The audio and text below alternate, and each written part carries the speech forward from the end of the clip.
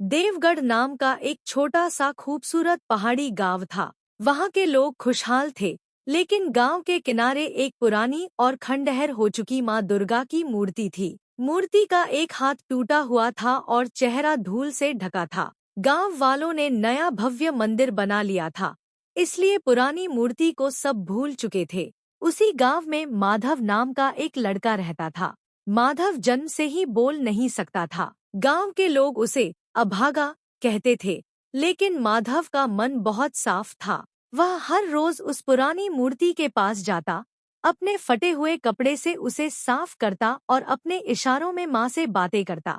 लोग उसका मजाक उड़ाते कि ये पागल उस पत्थर को पूजता है जिसे सबने छोड़ दिया। एक साल देवगढ़ में भयंकर अकाल पड़ा। नदियां सूख गईं और जमीन फटने लगी। नए मंदिर में बड़े बड़े यज्ञ हुए, हजारों का दान दिया गया, लेकिन बारिश की एक बूंद भी नहीं गिरी। तभी गांव में एक पाखंडी तांत्रिक आया। उसने गांव वालों को डरा दिया कि ये पुरानी मूर्ति अशुभ है, जब तक इसे नदी में नहीं बहाओगे माँ खुश नहीं होंगी और अकाल खत्म नहीं होगा। गांव वाले डर के मारे पुरानी मूर्ति को उठाने पहुंचे, लेकिन जैसे ही उन्होंने उसे छूने की कोशिश की, वो मूर्ति इतनी भारी हो गई कि 20 लोग मिलकर भी उसे हिला नहीं पाए। तांत्रिक चिल्लाया, इसमें कोई बुरी शक्ति है, इसे तोड़ दो।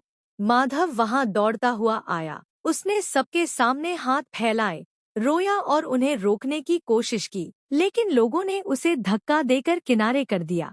माधव जमीन पर गिर गया। उसकी आंखों से आंसू बहने लगे और उसने मन ही मन पुकारा, माँ, क्या तुम सच में पत्थर हो? क्या तुम अपने इस बेटे की पुकार नहीं सुनोगी? जैसे ही माधव का एक आंसू माँ के चरणों को छुआ, अचानक आसमान में बिजली कड़की। सूरज की रोशनी उस खंडहर मूर्ति पर ऐसी पड़ी कि वो सोने की तरह चमकने लगी। तभी एक गूंजती हुई दिव्य आवाज आई, सच्ची भक्ति सोने के महलों में नहीं बल्कि निष्कलंक हृदय में बसती है। तुमने पत्थर को पूजा, पर इस बालक ने मुझमें माँ को देखा। उसी पल माधव के गले से एक साफ और सुरीली आवाज निकली। माधव ने पहली बार चिल्लाकर कहा, जय माँ दुर्गे। उसी पल काले बादल घिर आए और मूसलाधार बारिश शुरू हो गई। सूखी जमीन फिर से हरी भरी हो गई। गांव वालों को अपनी गलती का एहसास हुआ। उन्होंने उस पुरानी खंडहर जगह पर ही माँ का सबसे पवित्र मंदिर बनाया। आज भी लोग कहते हैं कि माँ मूर्ति में नहीं, भक्त के विश्वास में रहती है। दोस्तों, भक्ति दिखावे की नहीं, भाव की होती है। जय माता दी।